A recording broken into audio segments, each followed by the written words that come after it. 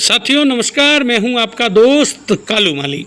साथियों, मोबाइल की स्क्रीन पर जो आप तस्वीरें देख रहे हो, जोधपुर रेंज आईजी विकास कुमार जो अपने मोबाइल में कुछ जानकारी पत्रकारों के सामने सुना रहे हैं। साथियों, मामला क्या है आपको बता देता हूं। झारखंड से राजस्थान तक मादक पदार्थों की आपूर्ति का सरगना गिरफ्तार। ऑपरेशन चलाकर पुलिस ने नेपाल बॉर्डर से किया गिरफ्तार।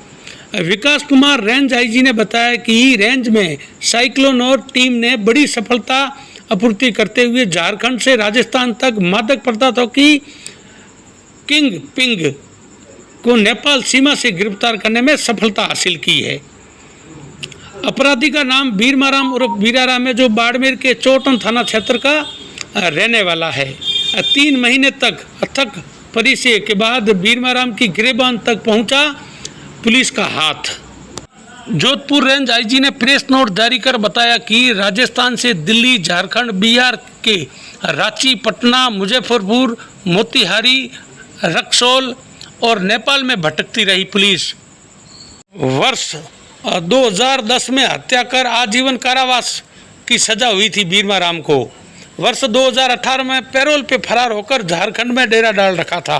बीरमाराम ने झारखंड में से राजस्थान के लिए 6 साल से मादक पदार्थों की तस्करी का गिरोह चलाता रहा। साथियों, बड़ी बात बता देता हूँ, बीरमाराम जगराम नाम से फर्जी आधार कार्ड बनाकर पहचान छुपा रखी थी आरोपी ने। 3 महीने की मेहनत और 7 दिन में 5500 किमी तक पीछा कर आरोपी को गिरफ्तार किया है। तो साथियों, एक बार फटाफट इस पोस्ट को शेयर कर दो। अब फिर मिलते हैं नई वीडियो में। चलो रेंज आईजी विकास कुमार से बात करते हैं, पूरी जानकारी लेते हैं, पूरा मामला जानते हैं। चलो, धन्यवाद। जैसा कि आप सबों को विदित है कि रेंज स्तर पर साइक्लोनर, स्ट्रॉन्ग और टोरमेंडो 3 टीमें हैं जो दुर्दांत खूंखार अपराधियों के विरुद्ध लगातार मुहिम छेड़कर लगातार उनकी धरपकड़ कर रही हैं। उनके खिलाफ एक बड़ा अभियान छेड़ती हैं और हर एक अभियान जो चलता है वो एक स्पेशल विशेष नाम के साथ चलता है, जो एक छद्मकूट नाम होता है और उस ऑपरेशन के नाम पर वो नाम चलता है, जिसमें विशेषकर एनडीपीएस से जुड़े हुए तस्कर, क्योंकि इस क्षेत्र में एनडीपीएस का कुप्रचलन कुछ ज़्यादा ही दिखा है, हाल के दिनों में बढ़ता भी प्रतीत हुआ है। तो उसको लेकर एनडीपीएस के जो अपराधी हैं, बड़े वांछित, दुर्दांत, कुख्यात अपराधी, उनके विरुद्ध मिशन मोड में कार्य होता है। उसी की एक नई कड़ी के रूप में ऑपरेशन ओल्ड मॉन्क चलाकर एक कुख्यात अपराधी जो 50,000 रुपये का इनामी भी है, 2010 में जिसने बड़ी नृशंस हत्या की, एक हत्या के बाद उसको आजीवन कारावास की सजा हुई।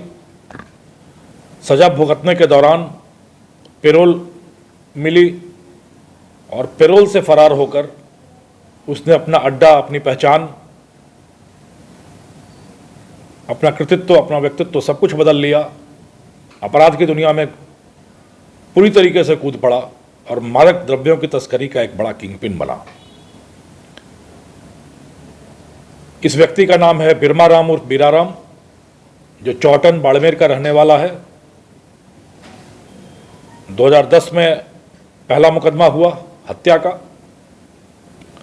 और उसके बाद 2018 से पैरोल से फरारी करके यह राजस्थान छोड़कर झारखंड के रांची एवं चतरा इलाके में ऐशो आराम की जिंदगी जी रहा था और वहां से मादक द्रव्यों की तस्करी का एक बहुत बड़ा नेटवर्क चला रहा था, जिसमें वहां से मादक द्रव्यों की आपूर्ति राजस्थान, खासकर राजस्थान के सीमावर्ती इलाकों में की जा रही थी। आप सबों को याद होगा कि अभी करीब 1 महीने पहले हम लोगों ने ऐसे ही एक और किंगपिन मांगीलाल नोखड़, जिसके खिलाफ ऑपरेशन मनोरमा चलाया गया था, को गिरफ्तार किया था। उसकी भी मोडस ऑपरेंडी, काम करने का तरीका करीब करीब ऐसा ही था।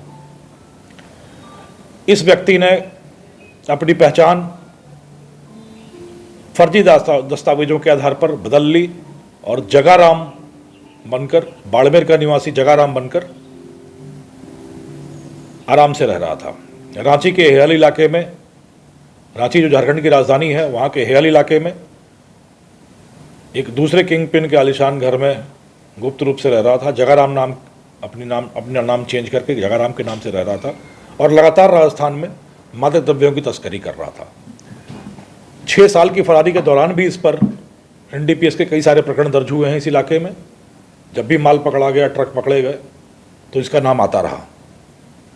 परंतु यह एक छलावे की तरह पुलिस के रडार से, कानून के रडार से हमेशा ही गुम रहा। पहली सूचना हम लोगों को जब हमने इस व्यक्ति का नाम सुना, यह एक व्यक्ति है जो झारखंड से इस नेटवर्क को ऑपरेट कर रहा है, तब इसकी पहचान और इसकी पृष्ठभूमि पुलिस को नहीं पता थी। जब हमने पता करना शुरू किया तो इसके शातिरपने की अलग अलग कहानियां सामने आने लगी। न सिर्फ नाम बदला, बल्कि टेक्निकल गैजेट का भी यूज़ नहीं होता था, और टेक्निकल गैजेट का यूज़ होता था तो दिन में आधे घंटे इस्तेमाल होगा, हर बार नए नंबर से इस्तेमाल होगा, नई जगह पर जाकर नई सिम ली जाएगी, नए कॉन्टैक्ट्स बनाए जाएंगे, और बड़े अत्याधुनिक ऐप्स जो कि कानून की परिधि से बाहर हैं उनका इस्तेमाल करके इस्तेमाल होता था।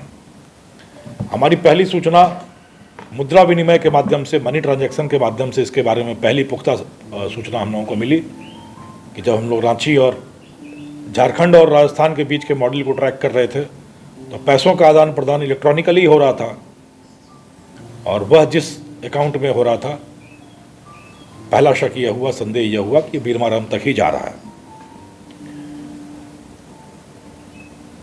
ठिकाने का आइडिया लेते लेते हम लोग रांची के हेहर इलाके में पहुंचे। एक बहुत पुरानी छोटी सी तस्वीर हमारे पास थी। उस तस्वीर के आधार पर हमने वहाँ हर दुकानदार से और लोगों से पूछताछ की, तो एक घर का पता चला कि इस घर में इस हुलिये का व्यक्ति रहता तो ज़रूर है, पर इस नाम का नहीं है, राजस्थान का ज़रूर है। वहाँ जाकर फिर आसपास वालों से पहचान की गई, पता किया गया, तो पता ये चला कि ये व्यक्ति कुछ दिन पहले लंबी यात्रा पे खूब सारे सामान के साथ निकल गया है। फिर से हमने इलेक्ट्रॉनिक ट्रांजैक्शंस की जांचें की तो पता चला अब ये वहाँ से बिहार की तरफ शिफ्ट हो गया है। पीछा करती हुई टीम पटना पहुँची, पटना में कोई सुराग नहीं मिला, वहाँ एक नंबर लिया, बदल लिया गया। फिर ये मुजफ्फरपुर पहुँचा, बिहार के मुजफ्फरपुर में पहुँचा, वहाँ एक मोबाइल लिया गया, वहाँ उसको इस्तेमाल किया गया। एक होटल में कमरा लिया इसने वहाँ पर, वहाँ उस मोबाइल का इस्तेमाल करके उसको तोड़ दिया गया, वो नंबर बताया गया और एक नया मोबाइल लिया गया। छोटी सी सूचना के आधार पर हमने मुजफ्फरपुर के कई सारे होटल खंगाले। एक होटल में इस जगाराम नाम के व्यक्ति की एंट्री मिल गई, एक नंबर मिल गया जो नंबर हम लोगों की जानकारी में था, नाम तो जानकारी में नहीं था। फिर हमने सीसीटीवी के फुटेज निकाले वहाँ पर, तो सीसीटीवी में यह व्यक्ति दिख गया कि एक दिन पहले ये वहाँ पे, 2 दिन पहले वहाँ पर ठहरा था, पर वो नंबर ख़त्म हो चुका था। फिर उस होटल के लोगों से हमने पूछताछ की। वहाँ एक सफाई कर्मी ने हम लोगों को बताया कि वो कुछ इस तरह के धंधे की बात कर रहा था जिसमें मुझे भी कुछ मदद करने की बात कह रहा था। और बात ये आ रही थी कि नेपाल से झारखंड का धंधा थोड़ा सा रिस्की हो रहा है, नेपाल से कम दाम में 50-60 हज़ार रुपये किलो में अफीम लाई जाए और ला के फिर राजस्थान सप्लाई की जाए। इसके चक्कर में वो नेपाल निकला है और मुझे अपना एक और गुप्त कोई डेटा दे के गया है। उस गुप्त डेटा के आधार पर हम लोग मोतिहारी पहुँचे। मोतिहारी पहुँचने पर पता चला कि ये व्यक्ति नेपाल की सीमा में घुस गया है।